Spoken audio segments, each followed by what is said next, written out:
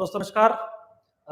मध्य प्रदेश की जुडिशरी की mains examination आने वाली है और उसका बहुत महत्वपूर्ण टॉपिक होता है जजमेंट राइटिंग।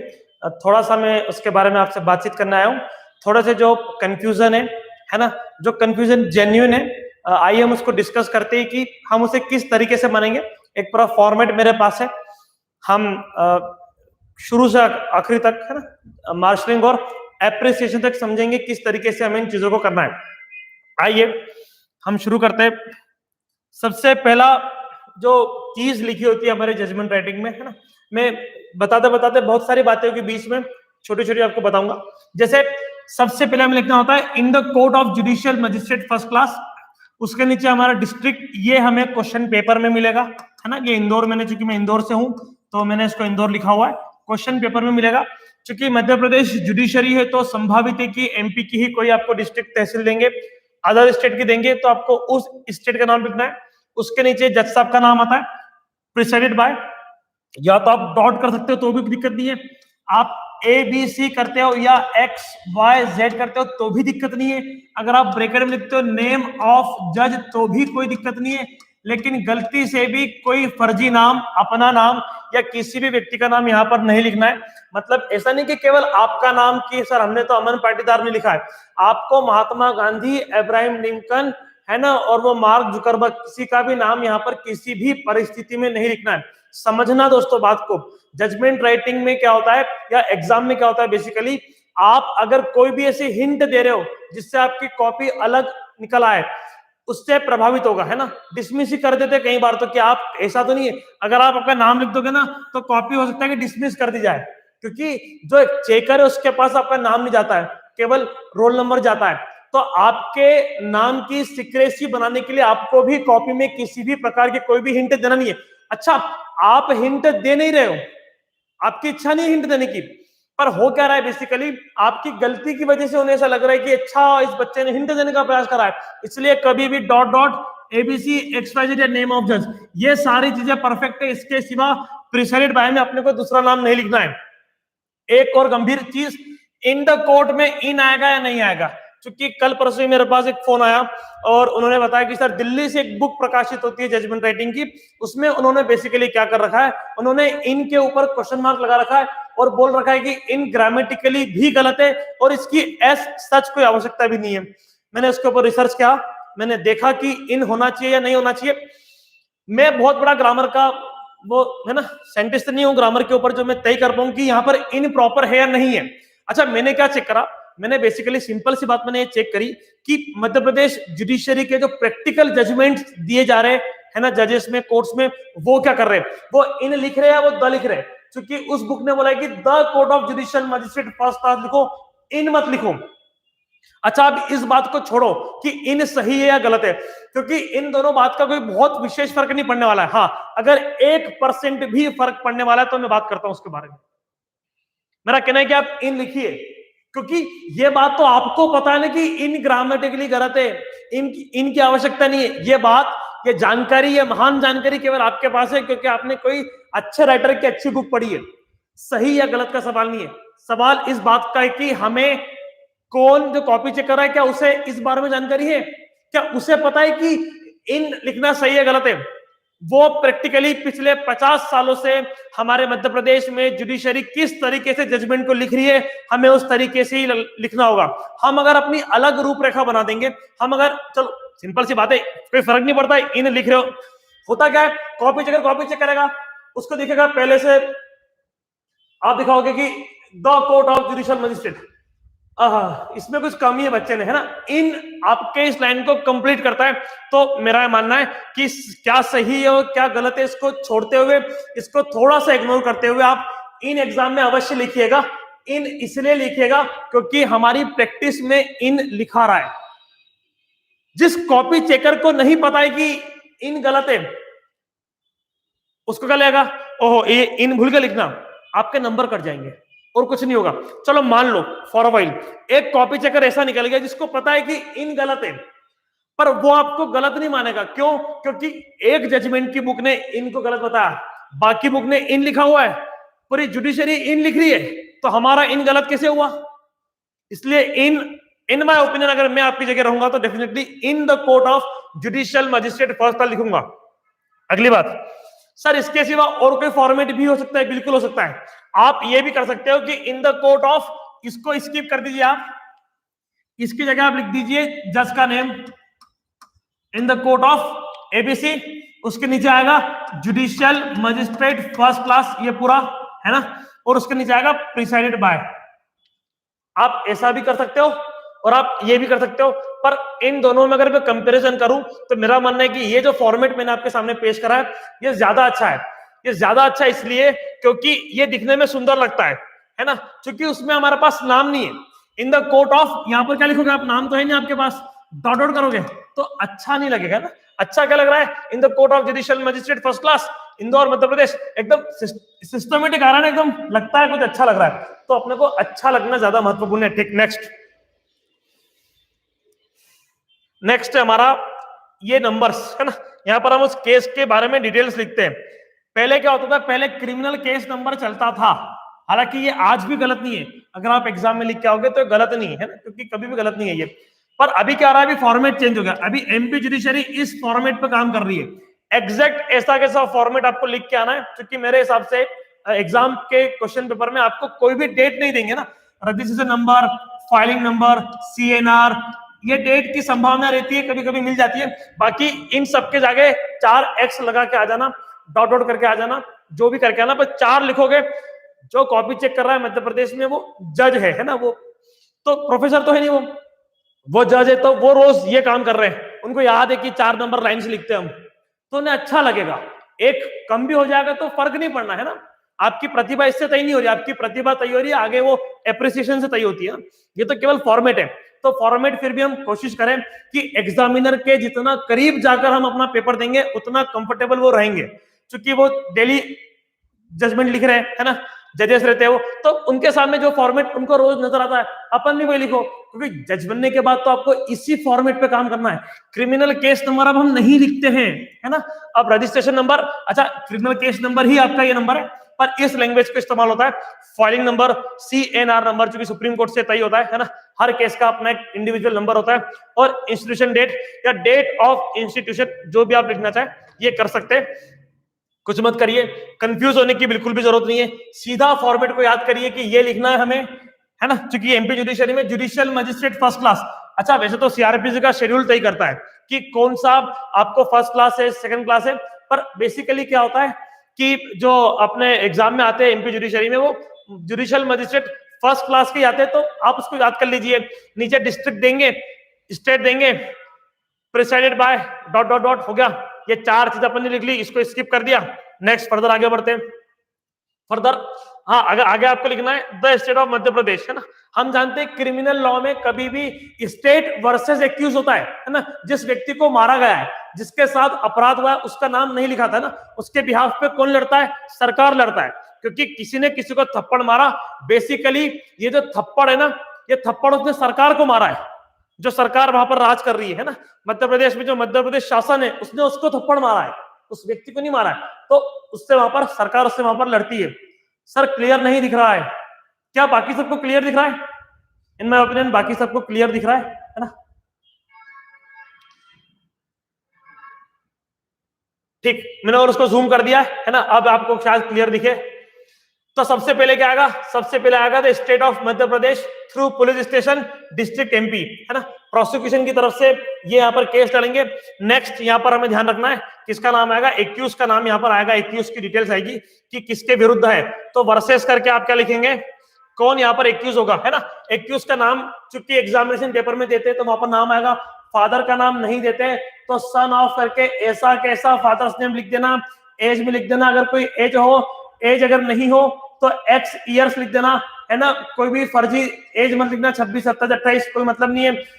रेसिडेंस भी लिख देना, जो दिया वो जितना हो, है ना। XYZ मकान नंबर, ये तहसील, ये विलेज। हाँ, ऑक्यूपेशन कई बार क्या होता है, ऑक्यूपेशन हमें कुछ कॉपी में देखने को मिल जाता है। ऑक्यूपेशन इज नॉट क्लियर है, क्लियर है, क्लियर है, क्लियर है, क्लियर है। ठीक ठीक, थैंक यू सो मच। हाँ, ऑक्यूपेशन हमें नहीं लिखना है। देखो ऑक्यूपेशन कब लिखा जाता है? ऑक्यूपेशन एक तो लिखा जाता है अपील वगैरह करते हैं तब, दूसरा ऑक्यूपेशन लिखा जाता है जब प्राइवेट कंप्लेंट होती है। इन पुलिस केस में ऑक्यूपेशन लिखने की एज सच जरूरत नहीं है ना। ऑक्यूपेशन लिखोगे तो गलत नहीं है, पर अनावश्यक है तो क्यों लिखे? तो अपने को ध्यान रखना है कि ऑक्यूपेशन नहीं लिखना है, केवल एक्यूज का नाम, उसके पिताजी का नाम, उसकी उम्र, उसका रेसिडेंस और उसका जिस पुलिस स्टेशन के अंडर में वो आता है। ये पुलिस स्टेशन वो है जिसके अंडर में वो आता है ना। ये पुलिस स्टेशन अलग है, वो प्रोसिक्यूशन वाला, ये तो उसका एड्रेस वाला पुलिस स्टेशन है, ठीक है ना। फिर अगर एक से ज्यादा होंगे वो, तो आपको एक से ज्यादा लिखना है ना। एक से ज्यादा होंगे तो कॉपी पेस्ट कर दो, accused son of father, accused number 2, accused number 1, ठीक। आई होप कोई इश्यू नहीं होगा। नेक्स्ट आपको लिखना है श्री। हालांकि श्री शब्द हिंदी का है, पर ये इंग्लिश में चलता है। आप श्री शब्द से लिख सकते हो ना कि Shri XYZ for state, Shri ABC for council for the accused, है ना। दोनों की तरफ से कौन कौन वकीलों को भी आपको इज्जत देना पड़ेगी यार, है ना। वो आर्ग्यूमेंट कर रहे हैं, पूरा केस लड़ा है, तो उनका नाम भी यहाँ पर आना ही चाहिए, ठीक है। हाँ, वीडियो अपलोड होगा, ये वीडियो यूट्यूब पर अपलोड रहेगा, बिल्कुल चिंता की बात नहीं है ना। This video will be uploaded, ये वीडियो अवेलेबल रहेगा यूट्यूब पर, है ना। नेक्स्ट फर्दर मूव करते हैं। हाँ, इसके आगे लिखना है हमें कि जजमेंट, हम लिखते हैं कि जजमेंट, क्योंकि अब हमारा जजमेंट शुरू हो रहा है, इसके जस्ट नीचे हम लिखते हैं ये, या तो ये लिखोगे आप प्रोनाउंस टुडे ऑन DDMMYYYY, या आप एक और ऑप्शन कर सकते हो कि डिलीवर्ड ऑन DDMMYYYY। यहां भी फर्जी डेट लिखने से बचो।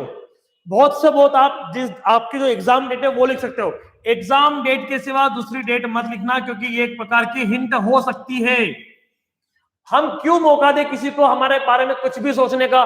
तो बेहतर है ना कि DDMMYYY लिख दे, काम हो जाएगा अपना। जबरदस्ती आप एक डेट लिखोगे, मालूम पड़ा, और हो सकता है कि वो डेट एक प्रकार की हिंट हो, ऐसा वो मान सकते हैं ना कि आप कॉपी चेकर को बताना चाह रहे हो कि जिस तारीख पे 11111111 लिखा ना वो मेरी है सर, ऐसा मान सकते हैं ना वो। तो अपने को इन सारी चीजों से बिल्कुल और बिल्कुल बचना है। XYZ बिल्कुल लिख सकते हैं, XYZ लिख सकते हैं बिल्कुल, ABC बिल्कुल लिख सकते हैं ना, ये अल्फाबेटिकल लिख सकते हो आप, इसमें कोई दिक्कत नहीं है। या सबसे अच्छा है dot dot dot dot dot dot, है ना, डॉट सबसे अच्छा है। यहां पर भी लिखो डॉट, यहां पर भी लिखो DDMMYY, DDMMYY सबसे अच्छा ही है ना। नेक्स्ट फर्दर हम मूव करते हैं,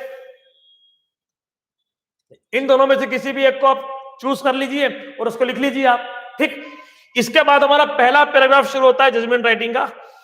क्या बोलता है वो कि आपको इस पहले पैराग्राफ में पूरा इंट्रोड्यूस करना है ना, कि जब कोई व्यक्ति जजमेंट पढ़ेगा, एग्जामिनर की बात नहीं कर रहा हूं, है ना, एक सामान्य बात करूंगी, जजमेंट जब भी कोई व्यक्ति पढ़ता है तो वो क्या देखता है कि किस मामले में है, किस किस का नाम है, क्या है, उसको सारी चीजें पता होना चाहिए। छोटा सा इंट्रोडक्शन, बहुत बड़ा नहीं होना ना, 3 या 4 या 5 लाइन में खत्म हो जाना चाहिए, इससे ज्यादा वो ठीक नहीं है। एक तो ठीक इसलिए नहीं क्योंकि अपने पास समय नहीं है, दूसरा ठीक वो दिखता नहीं है, पहले ही बहुत लंबा पैराग्राफ दे रहे हो, नहीं नहीं नहीं, बस 4 या 5 लाइन में आपका खत्म हो जाना चाहिए मैक्स टू मैक्स।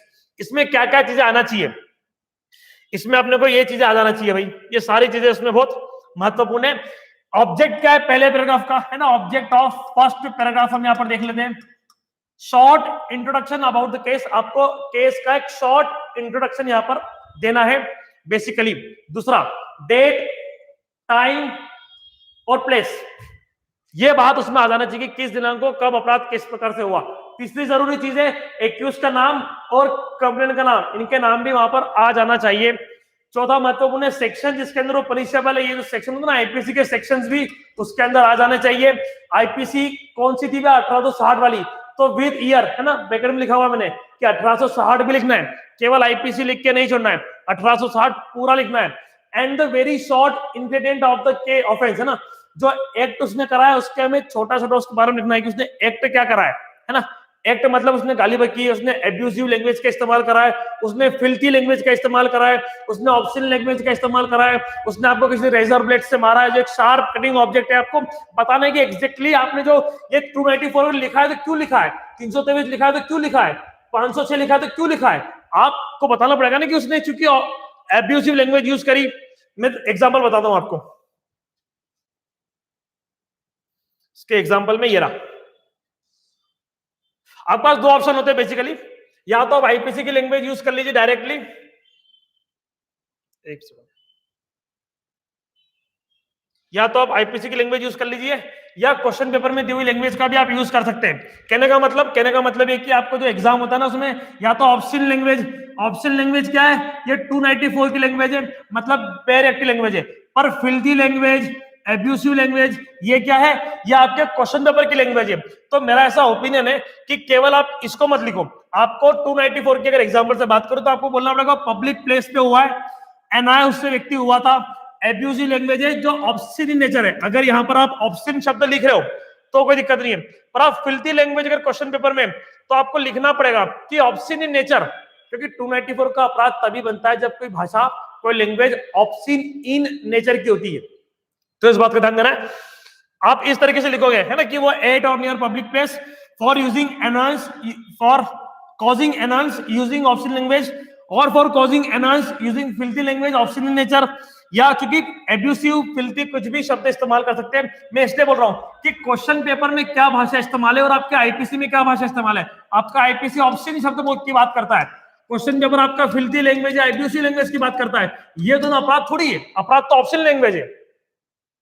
आईपीसी ने थोड़ी बोला है कि ऑप्शनल लैंग्वेज का ये सिनोनिम है ये, तो आपको बोलना पड़ेगा कि abusive language option in nature, उसका नेचर ऑप्शन था, तो आप आईपीसी के रेडार में आ जाओगे। केवल फिल्थी लैंग्वेज से आप आईपीसी के रेडार में नहीं आते हो। हालांकि लिख दोगे तो गलत नहीं है, पर जितना बेहतर लिखोगे, जितना अच्छा लिखोगे, उतना अच्छा आपकी मार्किंग होगी। देखो जजमेंट तो सभी सही करते हैं, है ना, कोई बच्चा गलत जजमेंट करके कोई गलत नहीं आता है। एक फॉर्मेट का काम है, फॉर्मेट हम सब सही करके आते हैं। झगड़ा किस बात का है? झगड़ा इस बात का है कि ज्यादा बेहतर, ज्यादा शानदार जजमेंट कौन लिखकर आता है। ठीक है, अब पहले क्लियर था, अब स्क्रीन ब्लर हो गई। मेरा मानना है कि आपका नेटवर्क थोड़ा सा वीक है इन माय ओपिनियन, है ना, क्योंकि मेरे हिसाब से सारी चीजें क्लियर है। ठीक, नेक्स्ट फर्दर हम मूव करते हैं। अब 324 में किस तरीके से लिखना है ना, जैसे 324 में क्या होता है, आपने सिंपल इंजरी कॉज करी है या ग्रीवियस इंजरी कॉज करी है, जो भी आपके सेक्शन है 23, 24, 25 है ना, उसमें ये तो आपके लैंग्वेज है बेयर एक्ट की, ये भी आपकी लैंग्वेज है बेयर एक्ट की, ये क्या है सीजर रेजर, ये आपके क्वेश्चन पेपर की लैंग्वेज है। तो आपको क्वेश्चन पेपर की लैंग्वेज प्लस आईपीसी की लैंग्वेज दोनों को मिक्स करना है। कैसे मिक्स करना है? For voluntary causing simple hurt to victim a by means of sharp cutting object that is scissor और रेजर, जिस भी हथियार से उसने वहां पर अपराध करा है उसकी यहाँ पर बेसिकली बात हो रही है ना। तो इस बात को अपने को समझना है कि क्वेश्चन पेपर की लैंग्वेज, तो कि जितना आप क्वेश्चन पेपर से सट के चलोगे ना, मतलब उसके किनारे किनारे चलोगे, उतना बेहतर होगा। जितना आप उससे दूर भागोगे उतना कम ठीक होगा ना। आप आईपीसी की लैंग्वेज यूज कर करके नहीं बढ़ोगे, क्योंकि वो तो एक फॉर्मेट के रूप में आपको एक फॉर्मेट याद करवा दूंगा मैं आईपीसी का, आप उस हिसाब से आंख मीच के कराना तो भी आपका गलत नहीं होगा, और उसमें आपको 10-12 नंबर मिलेंगे। अपने को चाहिए 22-25 नंबर जजमेंट में 30 में से, तो आपको क्या होगा, आपको एकदम परफेक्ट चीज, कहीं भी उनको अनकंफर्टेबल नहीं लगना चाहिए कॉपी चेकर्स को कि कहीं भी इसमें कमी है। तो अपने को एक एक चीज यहाँ पर प्रॉपर लिखनी चाहिए। ठीक है, next, for causing criminal intimidation by giving threat, है ना, इस तरीके की चीजें आप लिख सकते हैं। नेक्स्ट आगे बढ़ते हैं। There are no undisputed facts in the present case. हाँ, दूसरा पैराग्राफ यहां पर आता है, there are no undisputed facts in the present case, मतलब उस क्या होता है, आपको बेसिकली जजमेंट राइटिंग में एक पक्ष कुछ कह रहा है, दूसरा पक्ष कुछ कह रहा है, इन दोनों पक्षों के आपको क्या करना पड़ती है, इनमें जो भी दिक्कत है उनको, आपको समस्याओं को आपको सॉल्व करना पड़ता है। ठीक, सॉल्व करना पड़ता है। अब इसमें कुछ चीजें ऐसी रहेगी जिसमें उनके ऊपर डिस्प्यूट नहीं रहेगा, जिसका डिस्प्यूट वहां पर नहीं रहेगा, तो वो कहलाते हैं अनडिस्प्यूटेड फैक्ट्स, है ना, अनडिस्प्यूटेड फैक्ट्स हम उनको बोलते हैं। और इसलिए जो चीज हमें वहां पर नजर आती है कि यार इसमें कोई डिस्प्यूट नहीं है, अगर डिस्प्यूट होता तो हमें उसको सॉल्व करना पड़ता, उन तमाम चीजों को आपको यहाँ पर लिखना होगा। फॉर एग्जाम्पल, उनका कोई रिलेशनशिप हुआ, प्रीवियसली नोन, अगर वो पहले से एक दूसरे को पहचानते, if they are really important in the case, अगर वो वाकई केस के अंदर इंपॉर्टेंट है तभी आपको लिखना है। जनरली 99% केसेस में आपका जवाब हमेशा यही जाता है जो मैंने लिखा है कि there are no undisputed facts in the present case. Question paper में अपने को जनरली नहीं मिलता है कोई भी ऐसा एडमिटेड फैक्ट, है ना, तो ये लाइन लिख दोगे, याद कर लोगे, लिख दोगे तो चल जाएगा। बहुत सारे कमेंट्स आ रहे हैं, मैं सारे कमेंट्स नहीं पढ़ पा रहा हूं, है ना, आपके डाउट्स को मैं लास्ट में सॉल्व करूंगा। मैं पहले अपना पूरा प्रेजेंटेशन यहाँ पर दे देता हूं क्योंकि लिंक बार बार टूटती है चीजों की। नेक्स्ट, इसके बाद क्या आता है, इसके बाद होता है प्रोसिक्यूशन की स्टोरी। और प्रोसिक्यूशन की स्टोरी में गलती हम ये करते हैं कि हम पूरा के पूरा क्वेश्चन पेपर उतार के आ जाते हैं, क्योंकि हमको यही सिखाया जाता है कि क्या प्रोसिक्यूशन स्टोरी क्या है भैया, वो लिखना है आपको, पर वो एज इट इज नहीं लिखना है ना, उसको आपको एज इट इज किसी भी परिस्थिति में आपको ध्यान होगा तो मेंस राइटिंग में एक पार्ट होता है भैया किसका, एक पार्ट होता है आपका प्रिसाइज राइटिंग का। प्रिसाइज राइटिंग का मतलब क्या होता है, 1/3 ऑफ क्वेश्चन पेपर है ना, मतलब क्वेश्चन पेपर की जो लैंग्वेज है, क्वेश्चन पेपर जो कहानी है उसका आपको 1/3 हिस्सा लिखना है। पर सवाल ये कि इसमें हमें क्या नहीं भूलना है ना, एक क्वेश्चन यहाँ पर है कि लाठी से मारा है तो कौन सा सेक्शन लगेगा, है ना, लाठी से मारा है तो 324 लगना चाहिए, डिपेंड करता है। ग्रीवियस, अगर लाठी से किसी ने हड्डी तोड़ दी है ना तो फिर वो ग्रीवियस में आ जाएगा। अगर समराइजेशन, हाँ समराइजेशन बोलते हैं पर अल्टीमेटली वो प्रिसाइज राइटिंग ही होता है ना, प्रिसाइज राइटिंग समराइजेशन एक ही बात है। तो हमें वो सिखाया ही इसलिए जाता है कि हम इस चीज को यहाँ पर करें। तो 1/3 ऑफ क्वेश्चन पेपर हमको यहाँ पर भैया लिखना होगा। अब देखो इसकी शुरुआत करने के मेरे पास कई तरीके हैं, है ना, आप इनको नोट कर लीजिए, मतलब बाद में आप नोट कर लेना, अभी आप पूरा सुन लीजिए इसको, है ना। एक तरीका ये भी, एक तरीका ये भी है, ये भी है, ये भी, आपको जो भी आपको अच्छा लगता है तरीका उससे आप शुरू करिए। The story of the prosecution in brief is that, briefly stated the case of the prosecution as unfolded, है ना, ये केवल भाषा है, कोई फर्क नहीं है। The facts of the case in brief are that, the entire case revolves around an incident which took place, the matrix of the facts unfolded during the course of the trial. ये सारी अलग अलग शुरुआत करने की भाषा है, सारा अपना तरीका है, तो अपने को इस तरीके से इन चीजों को करना है। इनमें से किसी से भी आप शुरुआत कर सकते हो, पर महत्वपूर्ण ये है कि उस प्रोसिक्यूशन की स्टोरी के 1/3 में क्या आना चाहिए। लेट्स टॉक कि उसके अंदर क्या आना चाहिए। सबसे पहले उसमें आना चाहिए कंप्लेनेंट की स्टोरी, है ना। कंप्लेनेंट की स्टोरी का मतलब क्या होता है कि कंप्लेनेंट ने अपनी जो पूरी रामायण सुनाई कि मैं तो रास्ते से जा रहा था, फिर रास्ते में मेरे को वो 2 लोग मिले, फिर उन्होंने मुझे मारा, ऐसा करा वैसा करा, उसको बोलते हैं अपन कंप्लेनेंट की स्टोरी। तो पहला पार्ट होगा कि किस तारीख को कितने बजे क्या हुआ तेरे साथ, एक बात आ गई। दूसरी बात पुलिस इन पिक्चर। पुलिस इन पिक्चर का मतलब क्या है, पुलिस इन पिक्चर का मतलब है कि उसके बाद वो व्यक्ति एफआईआर करता होगा, पुलिस के पास जाता होगा, है ना। तो यहां से अपने को बहुत ध्यान रखना है।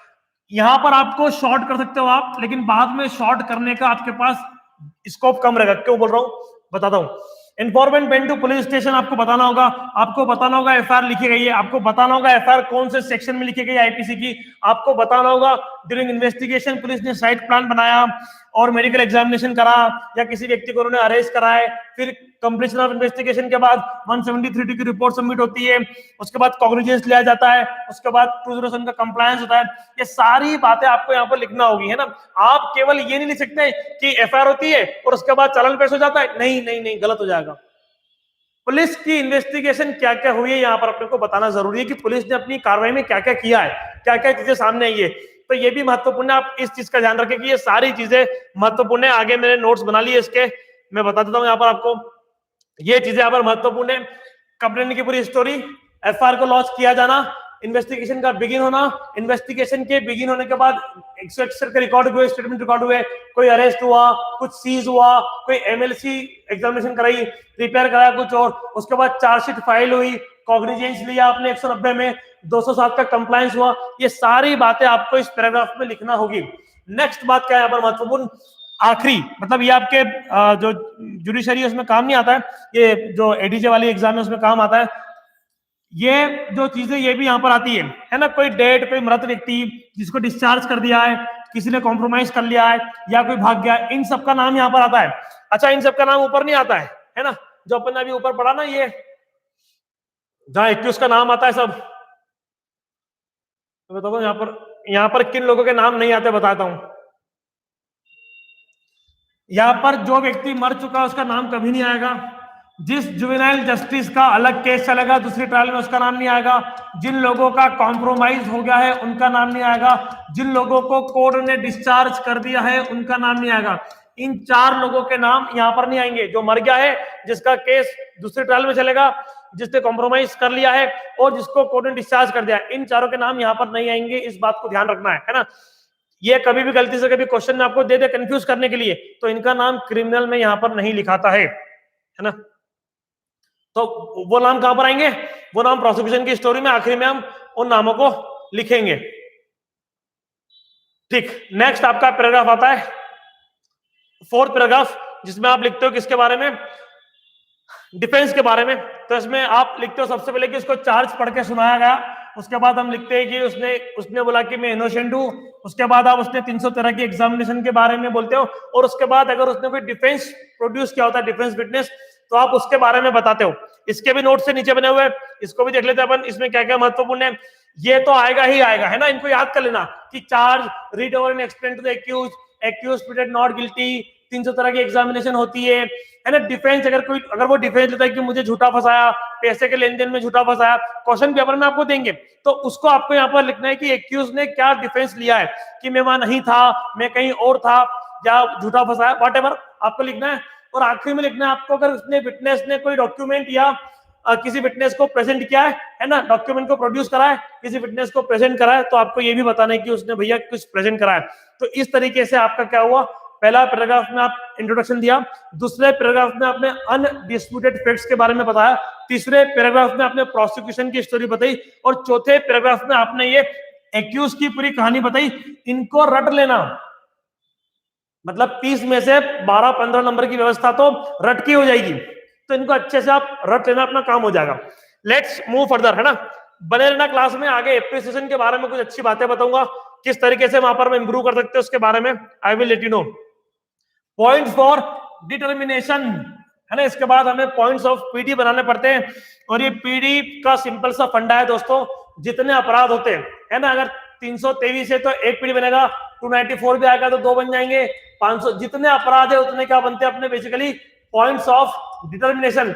हालांकि ये रूल नहीं है, ये एग्जाम के प्रोस्पेक्ट से मैं आपको बता रहा हूं, जनरली ज्यादा पीडी बनाए जाते हैं। ज्यादा पीडी का मतलब क्या होता है, जैसे 323, तो 323 में क्या होता है, वॉलेंट्री कॉज हर्ट एक प्रकार का अपराध है, तो 323 में वॉलेंट्री का एक अलग पीडी बनाते हैं। और क्या इस एक्यूज ने उसको मारा, एक सवाल, क्या एक्यूज ने उसको वॉलेंट्री मारा, दूसरा सवाल, तो 2 पीडी वहां पर बनाए जाते हैं, पर अपने को ये 2 पीडी बेसिकली नहीं बनाने, टाइम इतना है नहीं, है ना। आप अलग बना भी लोगे पॉइंट ऑफ डिटर्मिनेशन, तो आपको उसको सेपरेट पैराग्राफ देके सॉल्व करना पड़ेगा। अब इसमें क्या आएगा क्या नहीं आएगा, इसमें आईपीसी की धारा कभी नहीं आती, ध्यान रखना, आईपीसी की धारा इसमें नहीं आएगी। इसमें लिखेंगे whether on this this this this, क्या इसने ऐसा ऐसा इस व्यक्ति ने ऐसा ऐसा किया। बहुत आसान है ये ना, मतलब आपको बेसिकली जो अपराध बन रहा है ना उसके बारे में यहाँ पर बताना है।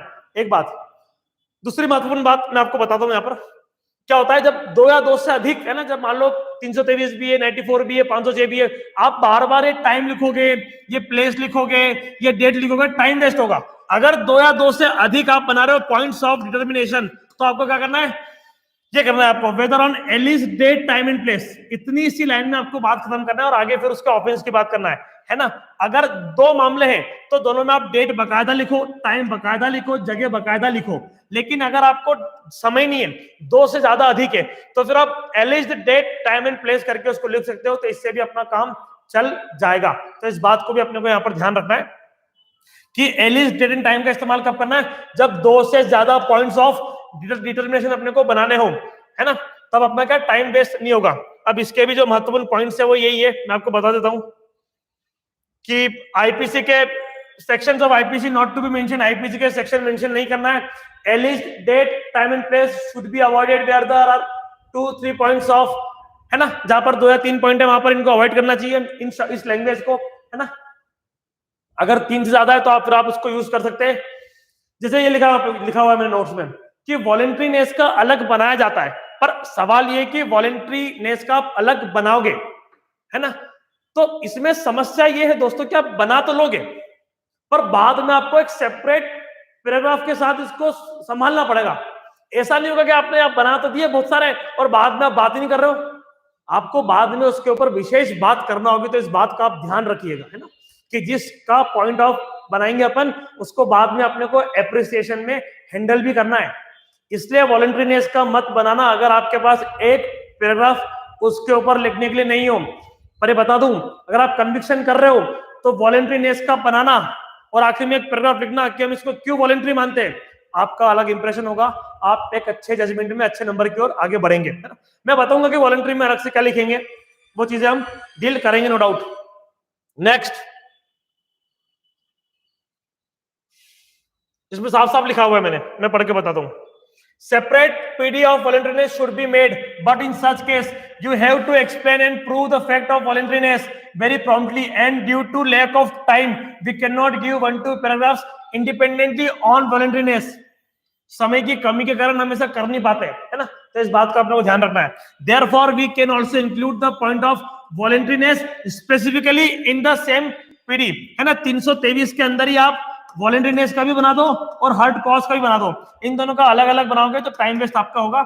इसलिए अगर आपका समय है तो बनाइए, नहीं है तो आप इसको छोड़ दीजिए. Next,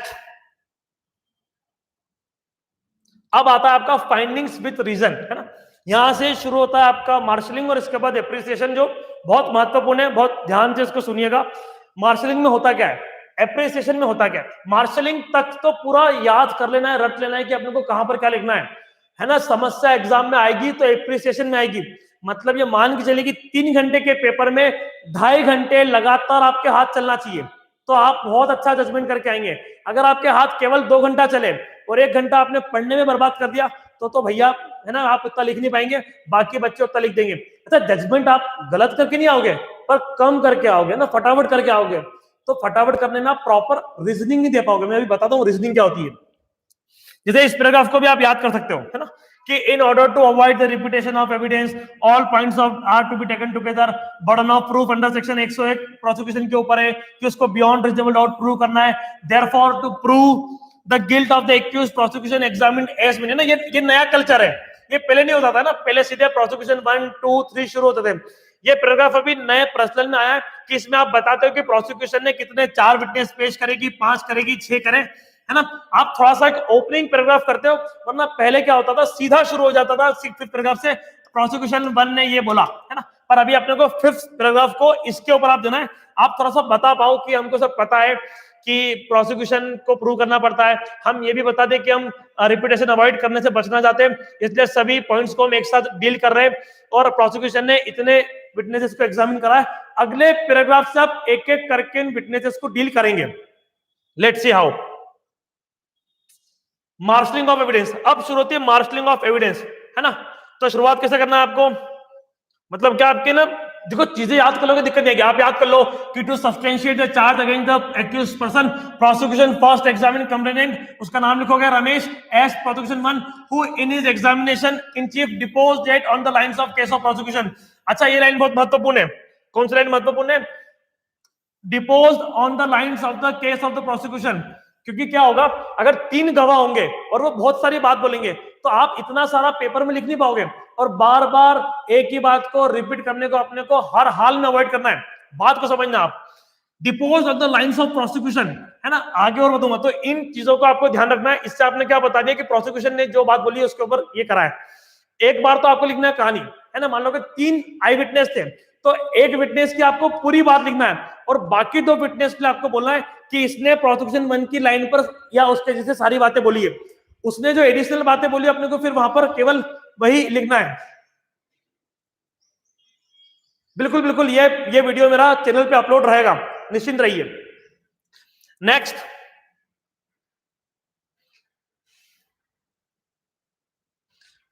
prosecution 1 further averted, ever, है ना. देखो आप, है ना, बार बार आप लिखोगे डिपोज डिपोज, आदमी बोर हो जाएगा. लिखो ना स्टेटेड, लिखो आप लिखो एवर्ड, है ना. तो ऐसे करके आप अपनी लैंग्वेज को सुधारिए. एवर्ड करा उसने डिपोज करा, उसने स्टेट करा, है ना. इन बोलता ना, कविता में बार बार शब्दों का इस्तेमाल नहीं हो सकता है. कविता में एक शब्द एक, वैसे जजमेंट में कोशिश करना कि कम से कम थोड़ा सा आपको, है ना, एक जैसा डिपोज नहीं, स्टेटेड आ गया, डिपोज आ गया, फिर डिपोज आ गया, फिर आ गया. इस तरीके से अलग अलग लैंग्वेज के साथ अपने को काम करना है, अलग अलग शब्दों के साथ. नेक्स्ट,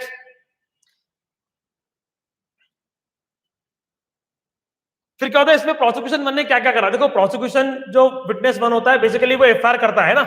तो आपको बताना है कि उसने क्या करी. आपको यहाँ पर बताना पड़ेगा कि उसने स्टेट करा, he went to police station, इसने एक एफआईआर करी, उस एफआईआर का कागज नंबर ये है ना. This FIR is relevant. आपको बताने की रिलेवेंसी कहाँ पर है. तो जनरली आपको रिलेवेंसी बताना होती है, सेक्शन 6 की बताना होती है, 8 की बताना होती है, 45 का एक्सपर्ट बताना होता है, 157 आपको बताना होता है ना. तो कुछ सेक्शन ऐसे जो फ्रिक्वेंटली यूज आते हैं जिनके बारे में अपने को बताना पड़ता है. अनावश्यक कभी भी अपने को सेक्शन यूज नहीं करना है. जजमेंट राइटिंग की बहुत सारी बुक बहुत सारे अनावश्यक सेक्शन का यूज करती है. प्रैक्टिकली इनका यूज नहीं होता है। क्या हुआ है, कंपटीशन के जमाने में हमने इसको यूज करना शुरू कर दिया है, क्योंकि हम हमारे कॉपी चेकर को बताना चाहते हैं कि सर ऐसा नहीं कि याद करके आऊं, पता है सेक्शन 6 में रिलेवेंट है। और चूंकि मार्शलिंग का काम ही होता है कि आपको बताना होता है कि वेदर इट इज रिलेवेंट और इट इज नॉट रिलेवेंट। मैं फिजिकल क्लासेस भी लेता हूं, मेरी ऑनलाइन क्लासेस भी होती है, इंदौर से होती है। जजमेंट राइटिंग पर भी हमारी क्लास शुरू होने वाली है अप्रैल के फर्स्ट वीक में। उसमें हम बहुत शानदार तरीके से जजमेंट राइटिंग सिखाएंगे, डेली क्लासेस चलेगी, है ना। एग्जिबिट के ऊपर ज्यादा जोर मत दीजिए अभी, है ना, एग्जिबिट पर ज्यादा जोर मत दीजिए, क्योंकि अपने काम का नहीं है ये एविडेंस एक्ट का पार्ट ही नहीं है एग्जिबिट, है ना। ये तो एक प्रोसीजर है एग्जिबिट, तो इस पर अपने को फोकस नहीं करना है। अपने को इतना ध्यान रखना है कि उन्होंने क्या एग्जिबिट कराया, मतलब डॉक्यूमेंट को पेश कराया, क्या नहीं कराया, ठीक। This FIR is relevant under section 6 as an रेजिस्ट है, और 8 में वो एज अ कंडक्ट में इस्तेमाल होती है, तो आप इसको लिख सकते हो। आप इससे क्या बताना चाह रहे हो, आप इससे बताना चाह रहे हो कि मैं इस एफआईआर की बात कर रहा हूं तो ये एडमिसिबल है, ये रिलेवेंट है, ये एविडेंस एक्ट में एडमिसिबल भी है, और सेक्शन 6 और 8 के तहत ये बकायदा रिलेवेंट भी है। आप अपना ज्ञान मतलब ऐसा उड़ेल रहे हो, मतलब है ना, एग्जामिनर को बता रहे हो कि सर एकदम टिप टॉप व्यक्ति हूं मैं, करना चाहिए 2-3 सेक्शन तो टिकाओ, है ना, पर भर भर के मत कर देना कि मतलब दिमाग खराब हो जाए कि ये क्या करा इनने, एविडेंस पूछा था कि जजमेंट राइटिंग पूछी थी, है ना। आपकी जितनी भी प्रतिभा है, आपकी जितनी भी काबिलियत है, वो एप्रिसिएशन में देख लेंगे वो, है ना, कितना जोर है आप में। इधर ज्यादा सेक्शन, क्योंकि कुछ बुक्स को मैंने देखा है कि बहुत सारे सेक्शन की बात करिए ना, तो कम से कम सेक्शंस को अपने को लिखना है, ठीक। नेक्स्ट, हाँ, ये होगा पूरा अपना एफआईआर कहां पे रिलेवेंट है, एफआईआर के सिवा उसने क्या क्या करा है ना, और कुछ करा है। और आखिरी में, हर विटनेस के आखिरी में आपको लिखना है किसके बारे में, कि उसको क्रॉस एग्जामिनेशन में क्या हुआ। अगर उसका कुछ भी नहीं हुआ तो क्या लिखोगे, prosecution witness 1 remained unrebutted during his cross examination, और इन क्रॉस एग्जामिनेशन ही रिजेक्ट्स। अगर क्रॉस एग्जामिनेशन होता है तो आप क्या बोलोगे, उसने रिजेक्ट करा, या उसने किसी यस करा, नो करा, डिनाई करा। अगर नहीं करा है क्रॉस एग्जामिनेशन के बारे में, क्वेश्चन पेपर ने अगर कुछ नहीं बोला है आपको, तो ये लाइन लिखना भूलना नहीं है कि prosecution witness 1 remained unrebutted during the cross examination, क्योंकि आप इस बात को मानना कि जिस विटनेस ने अपना एग्जामिनेशन इन चीफ दिया है उसका क्रॉस भी हुआ होगा, या क्रॉस की अपॉर्चुनिटी दी होगी, है ना। तो या तो क्रॉस हुआ है या उसकी अपॉर्चुनिटी दी है। तो होता क्या है, आपको लिखना है कि वो क्रॉस में बिल्कुल भी नहीं हिला, क्योंकि क्रॉस एग्जामिनेशन होता ही इसीलिए कि हम उस व्यक्ति के अंदर से उसको गलत साबित करें। तो क्रॉस एग्जामिनेशन के बारे में चूंकि क्वेश्चन पेपर में नहीं लिखा होता है, इसलिए अपने को याद करना होगा कि हर विटनेस के आखिरी में अपने को क्रॉस एग्जामिनेशन के रिलेवेंट कोई ना कोई बात यहां पर लिखना है। नेक्स्ट, फर्दर मूव करते हैं अपन। फिर क्या है, अनदर विटनेस, है ना। तो अनदर विटनेस, प्रोसिक्यूशन विटनेस 2, जो अगर कभी आई विटनेस है तो आप लिखो, देखो, an eye witness of the incident has deposed on the lines of prosecution witness 1। इसका क्या मतलब है, उसने प्रोसिक्यूशन विटनेस 1 के बारे में बात करा है, मतलब प्रोसिक्यूशन विटनेस 1 ने जितनी सारी बातें बताई है, ये भी लगभग वही सारी बातें बता रहा है, पर इसकी एक दो बात नहीं है, इसकी एक दो बात क्या है, नहीं है। तो आप उन्हें एक दो बात को यहां पर बता सकते हो कि इसकी ये बात, ये बात, ये बात, ये 3 बात इसकी नहीं है, बाकी इसने सेम बोला है। तो एज इट इज इसको कॉपी करने की जरूरत नहीं एग्जाम में। अगर इसकी बात सेम है, इसकी बात सेम है, तो लिख दीजिए कि उसने उसकी लाइन पे डिपोज करा है ना, the lines of the prosecution witness 1, और देयर बाय। इसके बाद आपको क्या लिखना है, उसने स्पेसिफिकली अगर कोई दूसरी बात बोली है, ये 3 बात उसने नहीं बोली है, तो ये 3 बात अपन इसके पैराग्राफ में लिखेंगे। ऐसी कैसी बात अगर उसने रिपीट बात बोली है तो उसको हमको यहाँ पर किसी भी तरीके से यूज नहीं करना है, ठीक। Next, the lines of prosecution witness 1 and thereby deposed it stated that ever that police has prepared spot में, है ना, उसने क्या क्या बनवाया, ये काय का विटनेस है। फिर वही, in his cross examination he has deposed that it is true that or the testimony of present witness stands unrepeated, है ना। मतलब अगर क्रॉस एग्जामिनेशन नहीं होता है तो अपन ये लाइन लिखेंगे कि the testimony of present witness stands unrebutted. ये अपन ने पिछले पैराग्राफ में अलग तरीके से लिखा था, अभी अलग तरीके से लिखा है। क्यों? क्योंकि चीजों को रिपीट करेंगे तो वो ठीक नहीं लगेगा, अच्छा नहीं लगेगा। Like the way you teach sir, do make video for Maharaj judiciary. बिल्कुल बिल्कुल बिल्कुल, थैंक यू सो मच, है ना। मैं अपना बेस्ट करने का कोशिश करता हूँ, ठीक ठाक हो जाता है वो, ठीक। नेक्स्ट फर्दर बिल्कुल मैं कोशिश करूंगा महाराष्ट्र जुडिशरी के ऊपर भी वीडियोस लाने की। नेक्स्ट फर्दर एक और विटनेस होगा।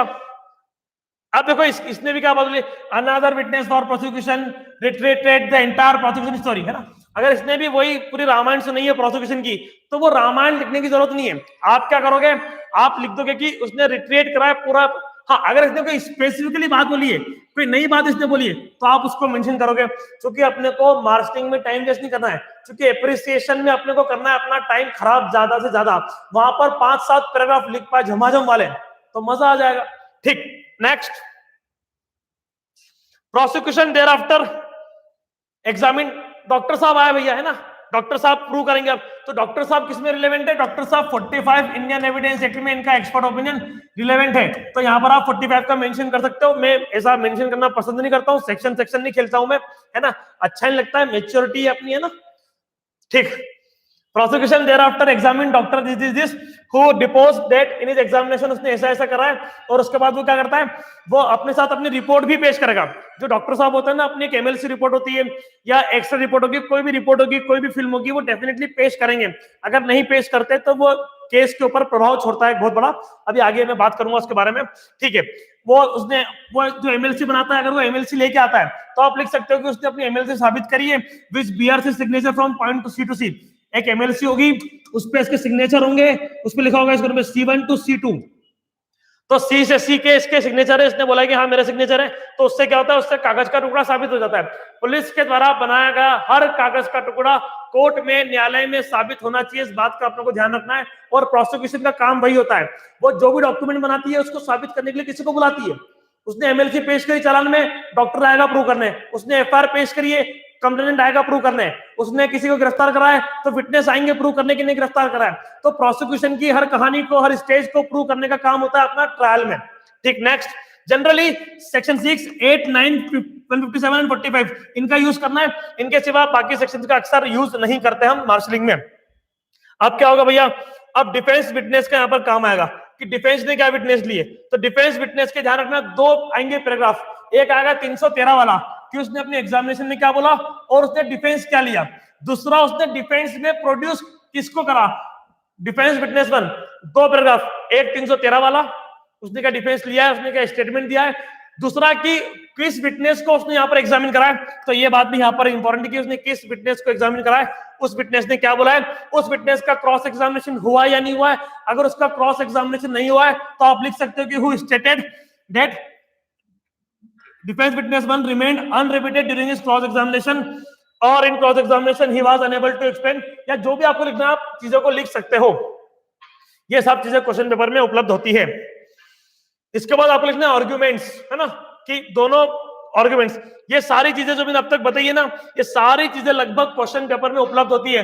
प्रोसिक्यूशन बोलता है कि बियॉन्ड रीजनेबल डाउट प्रूव कर दिया है, सजा दे दो। उसके बाद क्या बोलता है भैया अपना ये डिफेंस विटनेस की नॉन एग्जामिनेशन इसका डिले एफआईआर में हुई, अरेस्ट नहीं करा, ये नहीं करा, वो नहीं करा, रिकवरी नहीं हुई, है ना। ये सारे, ये भी क्वेश्चन पेपर में लिखा रहेगा कि वो आर्ग्यूमेंट में क्या पेश कर रहे हैं। आर्ग्यूमेंट तक का पूरा क्वेश्चन पेपर आपका क्या होता है, आप कॉपी कर रहे होते हो। मार्शलिंग भी लगभग कॉपी पेस्ट ही होती है, उसमें कोई बहुत खास नई चीज नहीं आती है। मार्शलिंग और अप्रिसिएशन के अलग अलग पैराग्राफ बनाए, अलग अलग ही बनाएंगे भैया, है ना। अभी तक जो चल रहा था ना भैया, ये मार्शलिंग है, ये अभी तक ये पूरा मार्शलिंग था। अब अपन पढ़ेंगे एप्रिसिएशन और जजमेंट, है ना। तो एप्रिसिएशन का पैराग्राफ अलग ही बनेगा। ध्यान रखना, किसी भी जजमेंट राइटिंग का, जैसे मान लो अगर ये पेज है ना, तो ऐसा रूल है कि 3/4 से बड़ा पैराग्राफ होना नहीं चाहिए। मतलब एक पैराग्राफ अगर यहाँ पे शुरू हो रहा है, तो कोशिश करो तो खत्म करो, फिर एक और करो, है ना। कम से कम एक पेज में 2 पैराग्राफ तो आपके आने ही चाहिए। बड़े बड़े पैराग्राफ बुक्स वालों ने बड़े बड़े पैराग्राफ बनाए, क्योंकि बुक्स वालों को बुक छापनी है, उनको, है ना, कम से कम जगह में ज्यादा ज्यादा लिखना है।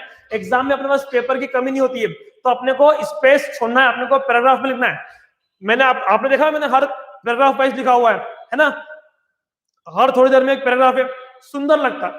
क्या होता है जब अपन आर्गुमेंट करते हैं ना, अच्छा पैराग्राफ में क्यों लिखते हैं, पैरावाइज लिखना क्यों आवश्यक है, इसका कारण है, जब आपका जजमेंट जाता है ना अपील में, तो वहां पर जज को बताने में आसानी होती है। Sir paragraph number 16, page number क्या, लाइन नंबर 6, पेज नंबर ये, लाइन नंबर ये, पेज नंबर ये, लाइन नंबर ये। तो उस आसानी के लिए बेसिकली यहाँ पर आपको छोटे छोटे पैरा में अपनी बात लिखना चाहिए, सुंदर भी लगता है ना। बड़े बड़े पैराग्राफ लिखोगे तो पढ़ने कोई पसंद भी नहीं करेगा। नेक्स्ट अपन बढ़ते हैं, ये भैया आपका एप्रिसिएशन है। ये एप्रिसिएशन कौन से केस का है, ये 2019 एमपी जुडिशरी का जो केस लॉ आया था, मतलब जजमेंट आया था क्रिमिनल का, उसको मैंने यहाँ पर डिस्कस करा हुआ है। मैं आपके साथ 18 का 17 का भी डिस्कस करूंगा। देखो अब एप्रिसिएशन होता कैसा है ना, क्वेश्चन पेपर आप बाद में पढ़ना, 19 का क्वेश्चन पेपर, और फिर आप देखना है इसको मैच करना। अपन ने क्या लिखा है, सारी बातें अपन ने लिख दी है। अब अपने को अप्रिशिएट करना है कि हमको किसकी बात में कितना दम लगा, है ना। मतलब पहली बात तो ये है ना, मतलब कि आपको बताना कि इसने ऐसा बोला, इसने ऐसा बोला, तो हम ऐसा मानेंगे, इसने ऐसा, पर ऐसा वैसा, आपको ये ऐसा वैसा करने को क्या बोलते हैं, अप्रिशिएट करना है। Start. In order to prove the case beyond reasonable doubt, prosecution examine, prosecution ने दो ही विटनेस को एग्जामिन किया, एक कंप्लेनेंट और एक doctor, and the testimony of prosecution witness one is material. और हमारा कहना है कि प्रोसिक्यूशन विटनेस वन की जो टेस्टिमोनी है, जो डिपोनेंट ने अपना डिपोज करा है कोर्ट में, वो मटेरियल है। क्यों मटेरियल है? क्योंकि वो एक विक्टिम है, वो आई विटनेस है इंसिडेंट का, है ना। His testimony regarding his fracture in left hand is corroborated by the testimony of Dr. Manoj Srivastava. उसने जो बोला है ना कि मेरा हाथ टूट गया था, तो इस बारे में डॉक्टर साहब ने भी बोला है, डॉक्टर भी कोर्ट में आके बोल गए कि इसका हाथ टूटा है। तो आपने क्या बोला कि इसकी टेस्टिमनी से corroborate हुई है। नेक्स्ट क्या बोल रहे हो आप? Who stated the same fact, but the examination report prepared by the prosecution witness 2 was not produced and exhibited during his evidence। अच्छा, जब डॉक्टर साहब कोर्ट में आए तो वो अपनी एमएलसी रिपोर्ट प्रूव नहीं करी उन्होंने। एमएलसी रिपोर्ट या तो प्रोसिक्यूशन ने दी नहीं, या उन्होंने साबित नहीं करी है। देखो, डॉक्टर का स्टेटमेंट इज नॉट सफिशिएंट, उसकी एमएलसी रिपोर्ट भी होना चाहिए। तो इस बात को भी अपने को ध्यान देना है। तो साफ साफ लिखा है मैंने उसमें, but the examination report prepared by the PW2 was not produced and exhibited during his evidence also. और साथ ही साथ इसमें क्या होता है, इसमें कॉन्ट्राडिक्शन है। क्या होता है कि जो होता है कंप्लेनेंट, वो बोलता है कि मेरे दाएं हाथ में लगी है, बाएं हाथ में लगी है। जो डॉक्टर होता है वो ये तो बोलता है कि हाथ में लगी है, पर दाएं में लगी कि बाएं में लगी ये नहीं बताता है। तो ये समस्या है, डॉक्टर ने पूरी बात नहीं बताई है, इस पे अपने को कमेंट करना है। Also there is an omission, एक ओमिशन है, मतलब डॉक्टर ने कुछ बोलना छोड़ दिया है इन द टेस्टिमोनी। क्या ओमिशन है भैया? of the PW2, as he has deposed merely about the injury in hand without clarifying whether it was left or right hand। मतलब उस डॉक्टर ने स्टेटमेंट में ये तो बताया कि उसको चोट लगी है, फ्रैक्चर हुआ है, पर ये नहीं बताया कि दायां हाथ था कि बायां हाथ था। लेकिन लेकिन लेकिन लेकिन लेकिन समझदार बनो, इसके बाद की लाइन महत्वपूर्ण है। ये तो आप लिख दोगे कि इसके बाद इसकी वैल्यू क्या है, आप इससे क्या समझते हो? But this omission was not challenge in cross examination. इस स्टेटमेंट को, इस कॉन्ट्रडिक्शन को, इस ओमिशन को क्रॉस एग्जामिनेशन में चूंकि चैलेंज नहीं किया गया है, hence in the instant case this minor omission does not amount to grave contradiction and therefore it is not fatal to the case। आपको बताना है कि ये ओमिशन तो हुआ है, पर इस ओमिशन का आपको बताना है फर्क भी क्या है। आपके ओमिशन पकड़ने से कुछ नहीं होता है, ओमिशन बताना है, ओमिशन के बाद ये बताने की क्या क्रॉस एग्जामिनेशन में वो आया, और ये बताने की उसका नुकसान क्या है। तो आप लिखोगे it is not fatal to the case. देखो यार, आदमी की जो मेमोरी होती है वो लॉस होती है, आप इस बात को भी लिख सकते हो, है ना। अगर मान लो उसकी पूरी बात नहीं बताता तो इंसान की जो मेमोरी है वो लॉस होती है समय के साथ। तो एज इट इज हुबहू वो बता पाएगा चीजों को, वो पॉसिबल नहीं है। तो इसलिए आप इस ओमिशन को, एक ये ओमिशन पहले बात तो कॉन्ट्रडिक्शन होता ही नहीं है, क्योंकि क्रॉस एग्जामिनेशन के में इस बारे में कुछ पूछा नहीं गया। मान लो क्रॉस एग्जामिनेशन में भी अगर इस बारे में कुछ पूछते फॉर अ व्हाइल, तो भी मैं कहता कि फर्क नहीं पड़ता, क्योंकि वो छोटी सी बात है ना, डॉक्टर साहब कंफर्म कर लेते, वहां पे आपने कंफर्म करा ही नहीं। इसलिए this omission does not amount to grave contradiction and therefore it is not fatal to the case. आपने पूरी बात बताई, आपने बताया कि चीज हुई है ना, इसको बोलते हैं जजमेंट राइटिंग का अप्रिशिएट करना, तोलना। मतलब गलती हुई है, पर क्या गलती बहुत बड़ी है, इस बात को लिखना, यही एप्रिसिएशन है और इसी की मार्किंग मिलती है। नेक्स्ट आगे बढ़ते हैं हम इसमें। आगे अपने को बताना है, as per the prosecution story fracture was reported by the radiologist. हुआ क्या था, एक व्यक्ति का हाथ टूट गया, हाथ टूटने के बाद उसको एमबीबीएस के पास ले गया, है ना। एमबीबीएस ने एक एमएलसी बनाई और बोला कि इसको तो भैया हड्डी रोग विशेषज्ञ के पास ले जाओ, इसकी हड्डी टूटी है और मैंने हड्डी में पीजी नहीं कराया, जिसने हड्डी में पीजी कराया उसके पास ले जाओ। तो इस एक व्यक्ति को दो डॉक्टर के पास भेजा गया है, दो डॉक्टर कोर्ट में आना चाहिए और दोनों डॉक्टर की एमएलसी रिपोर्ट आना चाहिए। पहला डॉक्टर कोर्ट में आया, कौन सा, एमबीबीएस वाला, हड्डी वाला नहीं आया। हड्डी वाले के बाद ये उसने आके बोला कि इसके हाथ में कुछ दिक्कत थी, इतना पता है, पर एमएलसी रिपोर्ट पेश नहीं करी, तो उसकी जो चोट साबित नहीं हुई, क्योंकि एमएलसी रिपोर्ट पेश नहीं करी। एक बात, दूसरी बात, चूंकि वो हड्डी रोग विशेषज्ञ नहीं है तो उसका स्टेटमेंट फर्क नहीं पड़ता, उसके बोलने से नहीं कोई आदमी का हड्डी टूटती है। हाँ, रेडियोलॉजिस्ट अगर आके बोले और इसकी रिपोर्ट बोले कि उसकी हड्डी टूटी है तो मानेंगे, उसका स्टेटमेंट केवल सिंपल इंजरी तक है ना।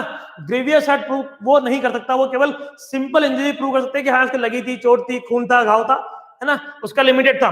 पर इस केस में क्या हुआ, इस केस में जो रेडियोलॉजिस्ट है ना, मतलब जो ये एक्सरे निकालता है, एक्सरे निकालता है, जो चेक करता है बेसिकली कि आपकी हड्डी में अंदर से हड्डी डिसलोकेट तो नहीं हो गई है या फ्रैक्चर तो नहीं हो गया है, तो उस व्यक्ति को भी कोर्ट में आना चाहिए।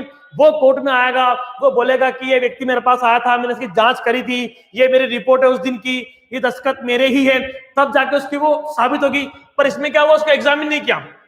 However, radiologist was not examined by the prosecution and neither X-ray report was produced and exhibited in the prosecution evidence. Also, as per the prosecution story, Ramlal and Rais were also came to the spot after hearing the voice of Ramesh, but none of them was made witness by the prosecution in the case. अब समझना, एक बात तो ये कि उसमें उन्होंने exhibit नहीं करी, एक कहानी तो ये। दूसरी दिक्कत इस केस में ये दोस्तों कि उसका कहना था कंप्लेनेंट का कि मेरे को मारी, मैं जोर से चिल्लाया तो दो लोग भाग के आए। तो हमारा सवाल है कि वो दो लोग कहां हैं? प्रोसिक्यूशन विटनेस ने उन दो लोगों को गवाह बनाया ही नहीं। गलत बात है ना, केस को साबित करना है तो सब आओ ना, जितने थे उस समय, एक दो कहने से क्या होगा? ठीक है, तो आपने क्या बोला कि प्रोसिक्यूशन ने उन लोगों को भी नहीं कराया। अब सवाल है कि उन दो लोगों का एग्जामिनेशन नहीं कराने से क्या फर्क पड़ता है, तो उसके बारे में मैंने यहां पर लिखा हुआ है।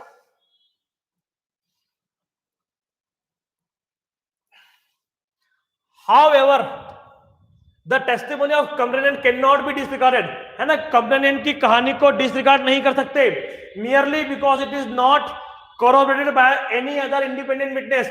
हम कंप्लेनेंट की कहानी को मना इसलिए मना थोड़ी कर सकते कि इसके बाकी जो विटनेस थे वो आए नहीं है, वो नहीं आया तो नहीं आए, इसकी कहानी को हम डिसरिगार्ड नहीं कर सकते। क्यों? क्योंकि because as per section 134 of evidence act क्या बोलता है, testimony of evidence is to be weighted and not counted.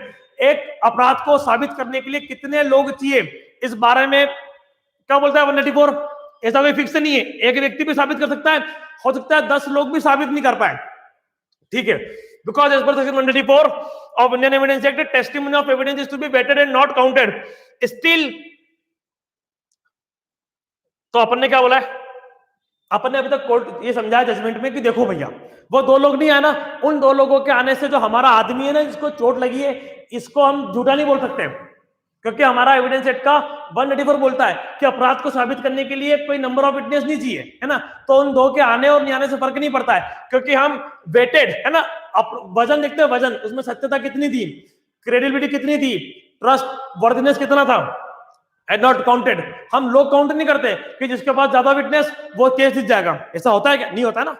ठीक, लेकिन इस केस में समस्या क्या, आपने कोई समस्या बताओ। समस्या यह है कि but still considering the fact, इस फैक्ट को 134 इंडियन एविडेंस एक्ट के फैक्ट को में मानने के बाद भी the limited evidence produce in the case do not inspire much confidence in the case. लेकिन केस में क्या बहुत कम एविडेंस आए और इसलिए केस हमको बहुत कमजोर नजर आ रहा है। तो हमने बात, मतलब आपको क्या ठंडा पानी छिटक के काम करना है, ठंडा पानी मार के काम करना है। आपने क्या लिखा बाद में कि हाँ ठीक है, ये बात मैंने मानी कि एक आदमी सफिशिएंट है, पर दिक्कत ये कि लिमिटेड एविडेंस है और वो कॉन्फिडेंस नहीं कर रहा है।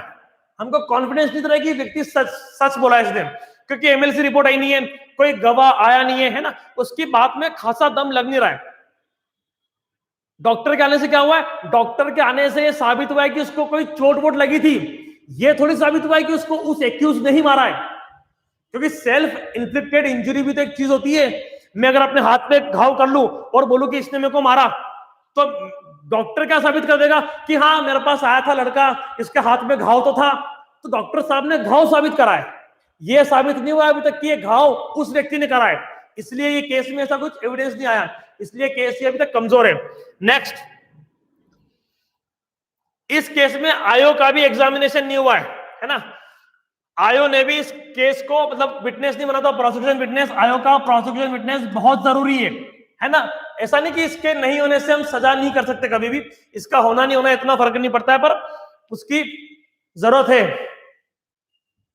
ठीक, next, even of the instant case, even investigation officer of the incident case was not examined before the court by the prosecution, उसका एग्जामिनेशन नहीं करा है, इवन द स्पॉट में और मेमो भी प्रूव नहीं हुए, ना एमएलसी प्रूव हुई है, ना एक्शन रिपोर्ट प्रूव हुई है with regard to other offences, ठीक है, ये साबित नहीं हुआ। इसका ये तो अपन ने बात करी 323 की, अपन 294 की बात कर रहे हैं, है ना, बाकी जो 451 लगा होगा या 510 लगा था इसमें, अपन इनकी बात करें अगर, तो with regard to other offenses in the case, no material evidence was produced by the prosecution and even the testimony of prosecution witness 1 is lacking the material ingredients which is required to prove other those offenses, and it is settled principle of law that mere vague allegations cannot substantiate the charges unless supported by cogent, reliable and trustworthy evidence। आप ये कहना चाह रहे हो कि एक तो ने एक्सरे आया, ना एमएलसी आई, ना कुछ आया, ना इन्वेस्टिगेशन ऑफिसर आया, ना स्पॉट में प्रूव हुआ, ना अरेस्ट में प्रूव हुआ, ये तो ठीक है, तो इससे तो हमारी वो चोट साबित नहीं हुई, और बाकी evidence with regard to other offences,